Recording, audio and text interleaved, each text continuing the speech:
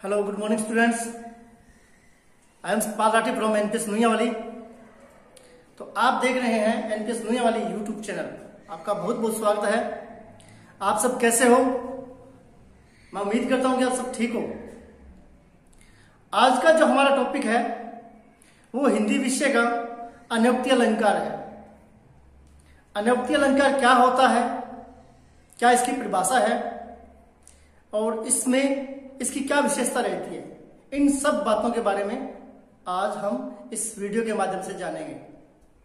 तो सबसे पहले मैं आपको बता देता हूं कि अन्योक्ति का जो मतलब है वो होता है अन्य के लिए उक्ति। देखो, अन्य धन उक्ति, दो शब्दों के जोड़ से अन्योक्ति बना है। अन्य का मतलब होता है दूसरे के लिए, उक्ति का मतलब होता है कहना, यानी दूसरे के लिए कुछ कहना।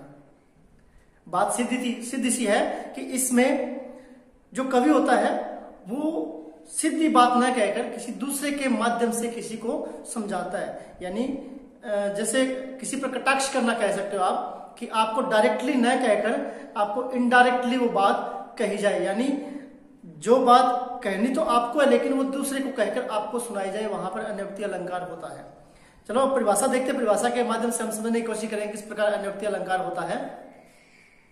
देखिए, जहां किसी बात को प्रत्यक्ष रूप से ना कहकर अप्रत्यक्ष रूप से कही जाए, वहां पर क्या होता है? वहां पर अन्योक्ति अलंकार होता है। किसी बात को प्रत्यक्ष रूप से ना कहकर, यानी डायरेक्टली आपको नहीं कही जाएगी लेकिन किसी और को कहकर वो सुनवाई आपको जाएगी, वहां पर क्या होता है? वहां पर अन्योक्ति अलंकार होता है। अन्योक्ति शब्द देख लीजिए, इसका मतलब यही होता है अन्य धन उक्ति। अन्य का मतलब क्या होता है? दूसरे के लिए, ठीक है, दूसरे, और प्लस उक्ति का क्या हो गया? कहना, यानी दूसरों को कहना। जब कोई बात आपको इनडायरेक्टली कही जाती है तो वहां पर अलंकार कौन सा होता है? वहां पर आपका अन्योक्ति अलंकार होता है। कुछ उदाहरणों के माध्यम से हम समझने की कोशिश करेंगे कि किस प्रकार ये है जो इनडायरेक्ट कहा जाता है। देखिए, नाही पराग नाही मधुर मधु नाही विकास हिकार, अली कली से बिंदु आगे कौन हवाल। ये कवि बिहारी जी द्वारा रचित पंक्तियां हैं। वो राजा जय सिंह के राज कवि थे। ये बात उस समय की जब राजा जय सिंह अपनी शादी करता है। उनकी नई नई शादी होती है और उनकी शादी के समय जब उनकी जो अर्धांगिनी होती है वो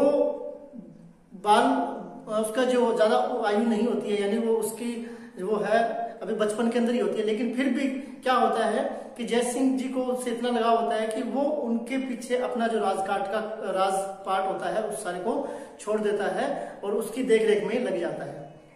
तब ऐसी स्थिति पैदा हो जाती है कि अगर राजा जी हर समय अंदर ही रहेंगे तो फिर प्रजा को कौन संभालेगा, हमारे राज्य को कौन संभालेगा? ये विकट परिस्थिति आ जाती है। तो उन परिस्थिति को संभालने के लिए अब राजा जी को जाकर डायरेक्ट कौन कहे कि आप है जो जिस काम में लगे हो वो काम आपके राजपाट के हित में नहीं है, लेकिन कवि जो होता है वो उनको इन पंक्तियों के माध्यम से समझाने की कोशिश करता है ताकि राजा को बात समझ में भी आ जाए और ये दोष भी ना रहे कि मुझे डायरेक्टली किसी ने कुछ कहा है। तो इस पंक्तियों का देखिए, डायरेक्टली क्या इनडायरेक्टली क्या है वो मैं दोनों चीजें आपको बताऊंगा। ना ही पराग ना ही मधुर मधु ना ही विकास हिकार। अब यहाँ फूल की बात हो रही है कि फूल है उसके अंदर कोई पराग नहीं है। परागकण होते हैं ना जिससे शहद बनता है, वो परागकण भी नहीं है। उसके बाद उसने क्या कहा कि उस फूल के अंदर क्या है? मधुर, मधु भी नहीं। मधुर मतलब मीठा होता है, मधु का मतलब क्या होता है? शहद होता है। और न ही विकास हिकार हो रहा है। अभी तक इस फूल का क्या हुआ है? विकास भी नहीं हुआ है। ना इस फूल पर कोई परागकण आए हैं, ना इसके अंदर शहद बना हुआ है और ना इस फूल का अभी तक कोई विकास हुआ है। लेकिन फिर भी क्या है? अली कली सो बिंदु। अली क्या है? अली यहाँ पर जो है भंवरे को बोला जाता है।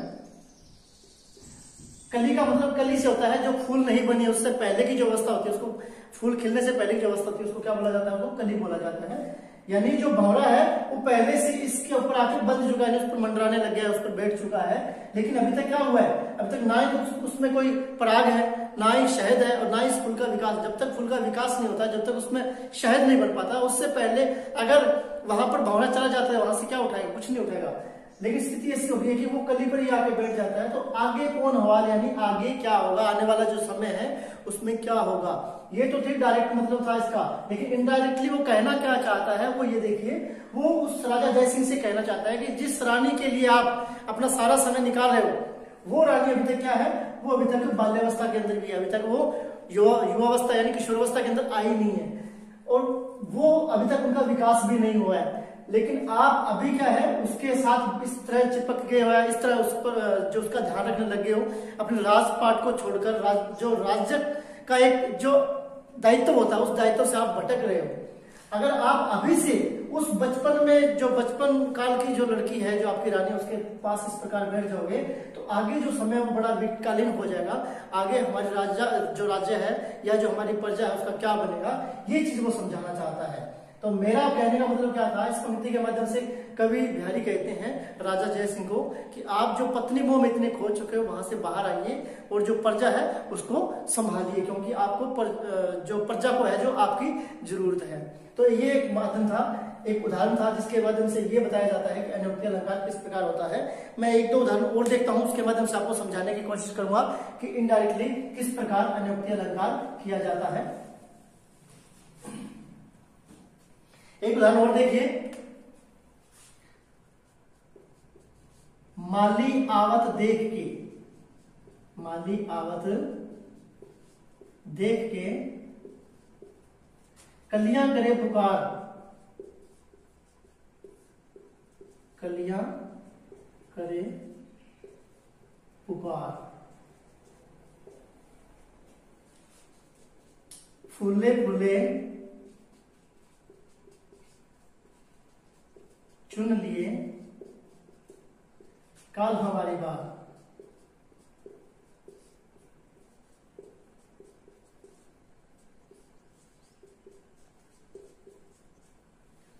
अब इसमें देख लीजिए, इसमें क्या कहा है कि माली आवत देख के कलियां करे पुकार। माली जो फूल बाग बगीचे की जो है देखभाल करता है, उसे देखकर कौन पुकार करती है, कलियां, यानी जो फूल खिलने से पहले की अवस्था वाले, जो फूल अभी तक खिला नहीं है, फूल बनने से पहले अवस्था होती है वो कली की होती है, वो कलियां पुकार करती है, आपसे बातें करती है। क्या बातें करती है कि फूले फूले चुन लिए, कि जो जो फूल बन चुके हैं उनको माली आज तोड़ ले जाएगा, और जैसे ही कल हम फूल बन जाएंगे तो हमें भी तोड़ देगा, आज हमारी बात। अब डायरेक्टली तो ये बात कही गई है, लेकिन इसके माध्यम से कवि कहना क्या चाहता है, कवि कहना चाहता है माली किसको कहा गया है यहाँ पर, माली यमराज को कहा गया है। किसको कहा गया है, यमराज को। और यमराज जब आता है, इनका समय पूरा हो जाता है, उनको मृत्यु की ओर ले जाता है। मतलब कहने का भाव क्या है, यहाँ पर जो जीवन का जो हमारा जीवन की जो सच्चाई है, जीवन की जो अहम सच्चाई क्या है, मृत्यु है। उस मृत्यु के बारे में बताया गया है कि मृत्यु हर इंसान को आनी है। जैसे किसी इंसान की मृत्यु हो जाती है तो उनको देखकर जो युवावस्था के जो लोग होते हैं वो बातें करते हैं, अपने पुकार करते हैं, वो क्या कहते हैं कि यमराज की सवारी आई और इन लोगों को लेकर चली गई। जो जो वृद्धावस्था को की ओर चले गए थे उन लोगों को वो ले गई, और कल क्या होगा, कल हमारी बारी, कल काल का मतलब आगे समय से है कि कल हमारी बारी। जैसे हम वृद्धावस्था की ओर चले जाएंगे तो हमें भी यमराज ले जाएगा, यानी हम भी मृत्यु को प्राप्त हो जाएंगे, यानी मृत्यु से कोई वंचित नहीं रहेगा। मृत्यु संसार में हर किसी को आनी है, जिनका आज समय पूरा है उनको आज यमराज लेके चले गए हैं, और जैसे हमारा समय होगा हमें भी मृत्यु को प्राप्त करना होगा। तो इस प्रकार कभी यहाँ पर जो जीवन की सच्चाई है उससे अवगत कराना चाहता है हम सबको, और इन पंक्तियों के माध्यम से इनडायरेक्टली यही मैसेज आता है कि यमराज जो मृत्यु का दूत माना जाता है वो सभी के पास आएगा, और सभी लोगों की है जो मृत्यु इस दुनिया में जो पैदा हुआ है उसका मरना निश्चित है, उसकी मृत्यु निश्चित है। तो इस प्रकार ये भी एक अनयोक्ति अलंकार का उदाहरण था। एक उदाहरण और देख लेते हैं अपन, उसके माध्यम से समझने की कोशिश करते हैं कि किस प्रकार अनयोक्ति अलंकार होता है।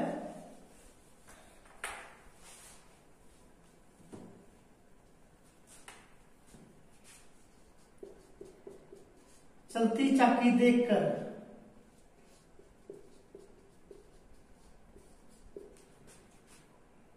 दिए कबीरा रोए,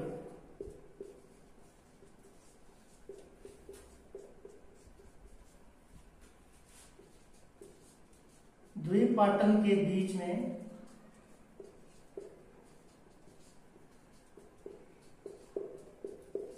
साबुत बचे ना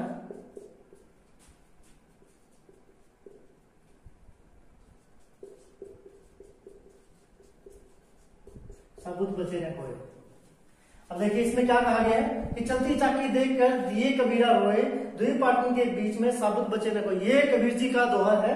इसमें जो अपन अगर साधारण रूप में देखते हैं, जो साधारण इसका अर्थ होता है वो क्या निकलता है कि चलती चाकी को देखकर कबीरा है, जब कोई औरत होती है वो चक्की चला रही होती है, उसके बीच में वो अपना अनाज है जो पीस रही होती है, उसको देखकर कबीरा रो देता है। क्यों रो देता है कि वो देखता है कि 2 पाट है, इन दोनों पाटों के बीच में जो भी अन्न के या गेहूं के जो दाने आ रहे हैं वो क्या हो रहे हैं, वो पिस जा रहे हैं, उनका आटा बनता जा रहा है, साबुत कोई नहीं बच रहा है। वो डायरेक्टली अगर बात करें तो ये चीज होती है, लेकिन इसके माध्यम से कबीर जी समझाना क्या चाहते हैं, वो क्या समझाना चाहते हैं, वो चलती चाकी देखकर, चलती चाकी किसको कहा गया है, जो समय को कहा गया है, समय जो चल रहा है उसको कहा गया है। कबीरा रो देता है समय को देखकर। क्यों रो देता है, दुई पाटन के बीच में, दुई पाटन किसको बोला गया है, दुई पाटन बोला गया है धरती और आसमान को। इस धरती और आसमान के बीच में जो भी जीव जंतु है, जो इंसान है, उन सबके बारे में कहा गया है 2 पाटन के बीच में साबुत बचे न कोई। ये जो हमारा संसार है, इसका जो धरती और आसमान है, इसको 2 पार्ट बोल दिया गया है। जो औरत चक्की चलाती है उस औरत को क्या बोल दिया गया, यमदूत बोल दिया, यमराज बोल दिया गया है। और जो चाकी होता है उसको समय का जो है परिचय कर दिया गया है कि जो समय है वो जैसे जैसा चलता जाएगा, हर इंसान की मृत्यु है जो निश्चित है। वो पहले जो उदाहरण किया था उसी के जैसा ये उदाहरण है। यहाँ भी जो हमारी जिंदगी में जो मौत है जो निश्चित है, जो जिंदगी का अहम जो सच्चाई का जो पक्ष है उसके बारे में बात की गई है कि इस धरती और आसमान के बीच में जो भी पैदा हुआ है उसमें से बचने वाला कोई नहीं है, मृत्यु सभी के लिए निश्चित है। तो ये चीजें देखकर कबीर जी क्या कर पड़ते हैं, रो पड़ते हैं, क्योंकि इस संसार के अंदर जो भी लोग आए हैं उनको जाना पड़ेगा, उनके लिए मौत है जो निश्चित है पहले से ही। तो यहाँ पर भी वही हुआ है कि डायरेक्टली कुछ ही कहा जा रहा है, लेकिन अगर इनडायरेक्टली इसकी बात की जाए, अप्रत्यक्ष रूप से बात की जाए तो जिंदगी की सच्चाई की बात की गई है। तो आज का जो वीडियो था हमारा वो अनोक्ति अलंकार पर था। ये वीडियो इसके अंदर हमने क्या पढ़ा, इसके अंदर हमने अनोक्ति का अर्थ पढ़ा, अनोक्ति की परिभाषा पढ़ी, कुछ उदाहरणों के माध्यम से हमने समझने की कोशिश की कि अनोक्ति अलंकार किस प्रकार होता है। तो आज की वीडियो मैं यही समाप्त करता हूं। मैं आशा करता हूं कि आपको वीडियो अच्छी लगेगी, समझ में आएगी। अगर आपको वीडियो अच्छी लगती है तो हमारी वीडियो को ज्यादा से ज्यादा लाइक कीजिए, शेयर कीजिए और हमारे यूट्यूब चैनल एनपीएस नुइया वाले को सब्सक्राइब कीजिए। जय हिंद, जय भारत।